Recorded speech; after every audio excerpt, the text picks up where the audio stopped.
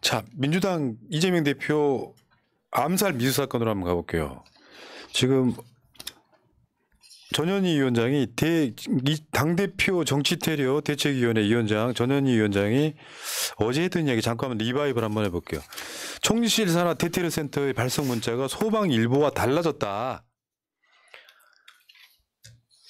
그래서 이제 기자회견 날마다 하다시피 하거든요. 지금 저 상황을 계속 압박하는 차원에서 신상 공개부터 시작해서 그거 한번 볼게요. 소방일보 여기 자세히 보면 경상의 느낌은 사실 없어요. 요게 소방일보가 나오고 나서 바로 대테러센터의 대테러 종합 상황실의 메시지가 이제 그 다음에 나오는 거잖아요.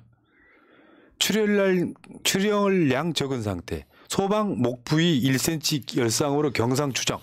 이렇게 나오면서 이제 이재명 대표의 그 혈흔 피해 흔적을 지운다든가 각종 언론 보도가 이재명 대표 별 부상 아니야? 이 흐름으로 가버렸다. 파장을 줄이려고 했다는 시도가 있었다. 이 주장이거든요. 실제로 보면 보도가 이렇게 돼 있죠.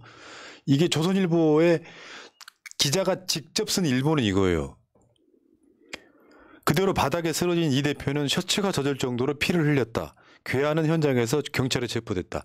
직접 기자가 나가서 쓴 기사인데 저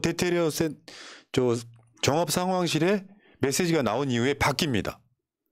대테러 종합상황실은 이 대표 상태에 대해 출혈량이 적으며 목 부위 1cm 열상, 찢어진 상처로 경상 추정이라고 밝혔다. 이러면서 이재명 대표 사건이 축소되기 시작한 흐름이 분명히 잡혔다. 그러면 요거를 컨트롤한 사람이 누구냐 지금 찾아야 되는 거거든요. 요거는 누가 봐도 총리실 산하 대테러 종합상황실에 있는 인물일 것으로 추정되는.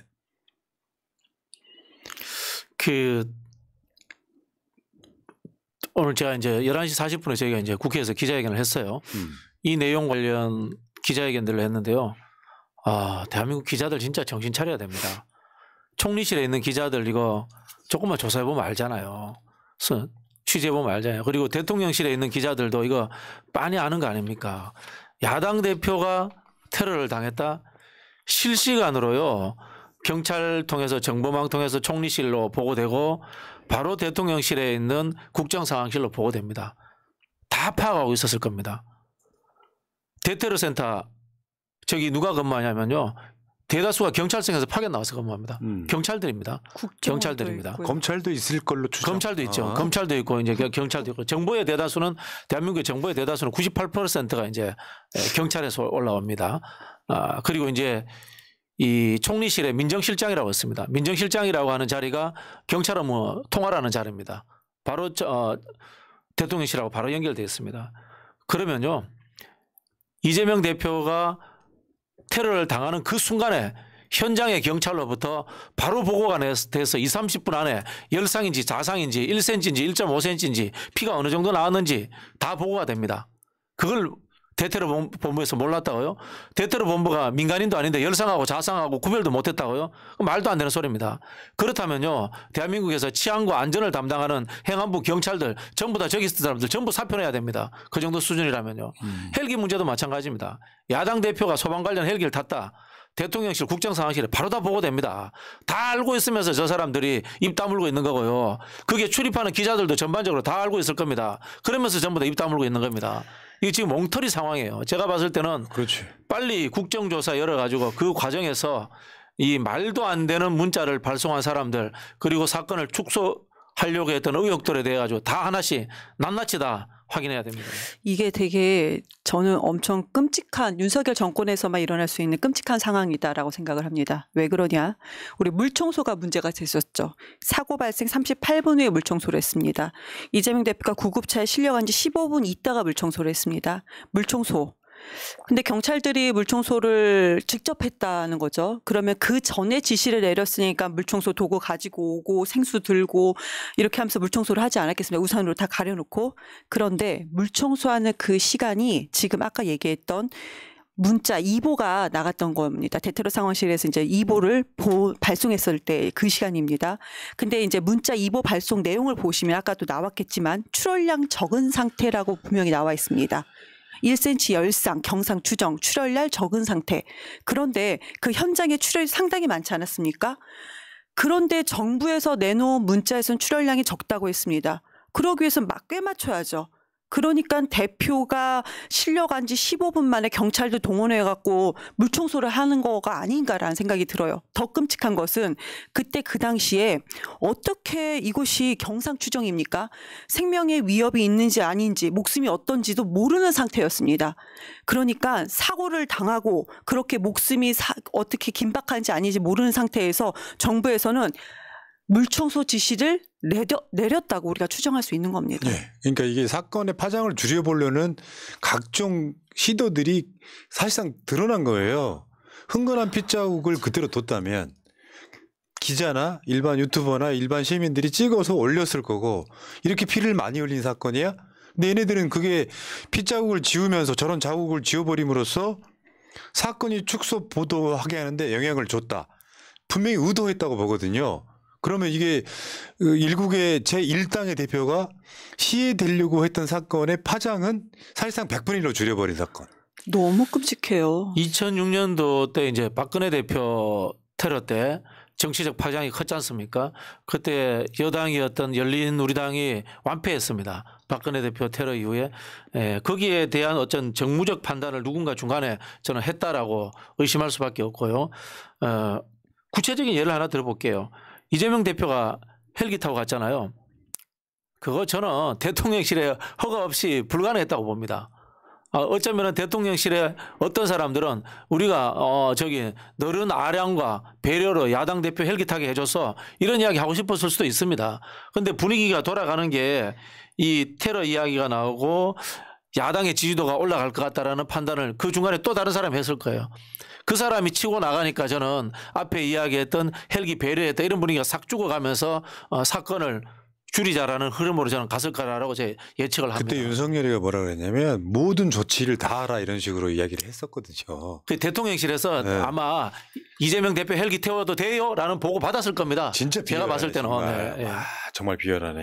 아니 생사 여부도 확인이 되지 않는데 물청소를 하라고 했대요. 그런데 이제 경찰에서 얘기하는 것은 충분한 증거를 확보했다라고 합니다. 생사 여부도 확인하지 않았습니다. 그런데 무슨 충분한 증거가 확보했다고 얘기하는지 알 수가 없습니다. 폴리스 라인은 당연히 없고 물청소해버리는 것인데 있을 수 없는 일이 벌어졌습니다. 그런데 이제 한동훈이라는 사람은 한동훈 이제 비대위원장은 이재명 피습 사건 총선용으로 탈출구 찾으려고 한다 민주당이요.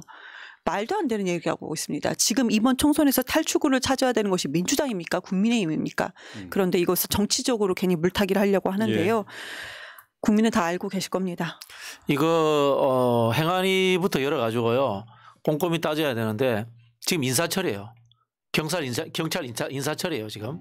원래 1월 말에서 2월 초까지 전국적으로 이제 경찰 인사가 있습니다. 저는 그런 상황에서 경찰 내부에 알아서 기는 행태 그리고 그것을 용인하면서 슬쩍 받아버린 이 정권 핵심부 거기에 대해서 저는 의심이 갑니다. 아니 그리고 지금 민주당에서요 무전 기록 상원 보고서 같은 거 범인 신상 공개 그러니까 심의 회의록 신상 공개하지 않겠다라고 하는 그 회의록이 있잖아요. 그걸 공개해달라고 그랬었거든요. 왜 공개를 안 하는지 모르겠습니다. 공개하지 않고 있습니다 지금. 신상 공개를 결정하는 위원회 위원들 명단도 몰라. 네 아무것도 몰라요. 희한한 거죠. 요거는 그러니까 사건은 일어날 수 있다고 쳐요. 요거를 은폐하고 축소하고 하는 과정은 특검 대상이다. 실제로 지금 이게 공범이 저는 현재 언론이라고 봐요. 경찰은 뭉개고 언론은 피해자 공격하고 있어. 헬기 이송된 게 특혜다 이렇게 공격을 하고 있어요. 그러니까 이것도 정말 지난 수년간 계속된 이재명 악마화의 일환이잖아요. 그러니까 이 정권은 그래서 안 되는 거예요. 제가 항상 말씀드리잖아요. 한동훈이나 윤석열이 똑같은 공격을 당했다면 지금 좀 나라가 지금쯤 막 여기저기 압색하고 난리 났을 거라는 생각이 들지 않겠습니까? 문재인 정부에서 대통령실에서 민정실장했던 분들이라든가 문재인 정부에서 그 국정상황실에 계셨던 분들 한번 좀 이야기 좀 해주세요. 이런 경우에 어떻게 매뉴얼대로 했는지 있었을 거 아닙니까? 네. 예. 자, 근데 이런 것도 있더라고요. 여기저기 자료를 보니까 전 세계적으로요. 구구 테러는 배후가 없는 사건이 없었대요. 단순하게 어떤 미친놈 하나가 뭔가 이렇게 빡이 돌아가지고 누군가를 시해하는 사건은 없답니다. 누군가가 자금을 대주고 이 사람을 계속 추동을 하고 가스라이팅을 하고 이 과정을 거치면서 테러가 있었다라는 게 전 세계 모든 극우 테러 사건의 대부분의 결말이기 때문에 일단 경찰이 안 하는 짓 있잖아요. 자금 추적 안 하고 있어요. 그렇죠. 그 돈 어디서 났는지. 심지어 이자가 머물렀던 CCTV도 지금 뭐 조사했다는 이야기가 없어요. 그리고 엊그저께 서울에서 우리 단독으로 보면은 이자를 태웠던 택시 기사를 한 10분 조사하고 내보냈다면서요. 근데 그 자는 누군가의 문자를 보고 여기로 가달라고 했다고 이러는 것처럼 저는 이 부분은 확실히 지금 봤을 때는 그것도 최선은 아닐 수 있지만 특검으로 갈 수밖에 없는 사안이 되고 있지 않나.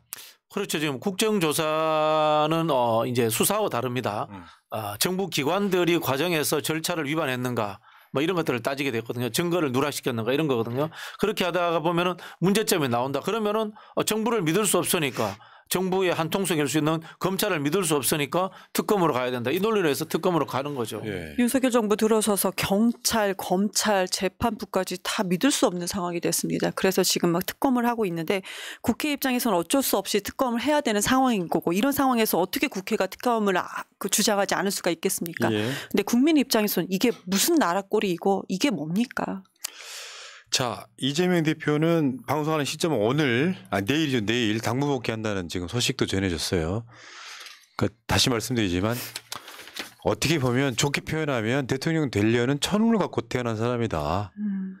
전 다시 한번 말씀드립니다. 이재명 대표가 불의의 사고로 지금 어떤 그들이 노렸던 어떤 결과가 됐다면 민주당 와야 돼 버립니다. 총선 진다고 봐야지. 그러면서 민주당 당원인 자가 내부 불만을 품고 당대표를 공격해서 제거했다.